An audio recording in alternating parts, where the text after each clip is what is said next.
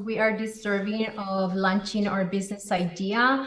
We are deserving of love, and we are also deserving of having it all, right? Like the business, the health, the wealth, the healthy relationships. Like we are worthy of all. And I say this with a lot of passion right now because I didn't believe this for a long time. A lot of us maybe have a good relationship and then we start self-sabotaging, like, I don't know, she shouldn't love me so much, or she, right, depending on your relationship.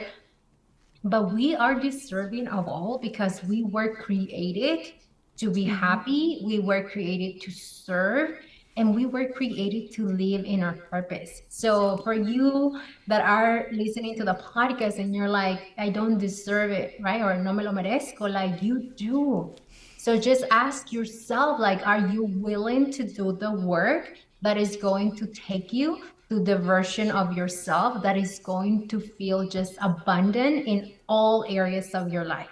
And it goes back with, again, living leads, but also identity. Because there's this book I've been reading. I don't know if you heard it. It's like Quiet by Susan Cain. I think that's how you pronounce her name. But it talks a lot about like introverts and extroverts. But like I think at some point she talks about identity and how we need to because we've been seen with like society expectations, education, all of that, our families. Like sometimes we don't know who, from what lens are we actually looking at ourselves from. So again, it goes back to becoming aware of the patterns that you've been, the patterns or the beliefs that you've been having, and seeing like, do I still believe this, or is this still serving me? And if it's not, then like I'm gonna cut it out, and then seeing how I can become, having clarity of who I want to become, or the identity that I want to have. So yeah, that's like, again, clarity, and it's really important. My last question will be, what are like some of the experiences, like top experiences that you've had, or opportunities that you've had since you started your business?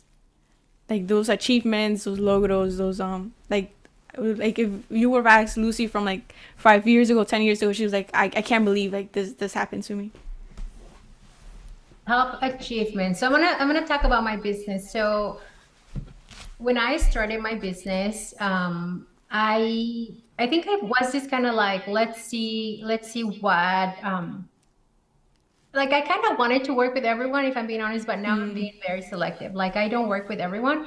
And so, and when I said I don't work with anyone, I don't mean like mujeres, right? I mean like any corporations. Like I get hit with pitches all the time. Like, hey, can you make this post on your Instagram, or can you add this announcement on your podcast, and we're gonna pay you X, Y, and Z. And to me, I don't care how much you pay me. I don't care if you want to pay me $10,000 for an Instagram post, right? Like I'm not gonna take it. If it doesn't serve my community and if it doesn't serve the mujeres that I want to help, I don't care if you're Tony Robbins. I'm not gonna do it. And that has been one of the most satisfying things in my business, because when you are building wealth, when you are, when you're financially secure, when you're financially at peace, you don't let a dollar figure distract you from, oh wow, one post is gonna pay me 10,000, let's do it, right? Like you don't do that. You actually get to say no, thank you. Your business doesn't align with my vision and my mission and my community, so no. And so that to me has given me the power that I feel like was taken away from me when I was in corporate America, when my boss used to tell me like you could only make so much, right? Yeah. And now I get to be like, well, you only get to do my business with me if your values align with my company values. So that's number one. And then number two, I manifested a huge, what I think is a huge speaking opportunity with another company that is all about helping Latinas.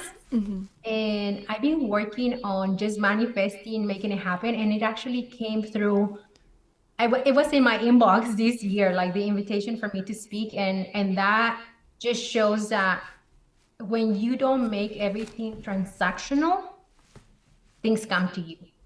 And it goes back to like having, like this is like manifestation, but like that's how we have to like live a life. Like it's not about the money, because if you're clear with what you have or what you want, then and you start taking those actions, then things are gonna come to you. And just because you said no to that $10,000 like post, you say, if you said no because that didn't serve you, but then because you said no, another opportunity came where maybe it was like $20,000, but that one did serve you. Like you could still take that opportunity. Like money does not matter. It's like you being aligned with what you believe in. So. Yeah, and financial literacy and stock market investing is what gives me the power to deny opportunities.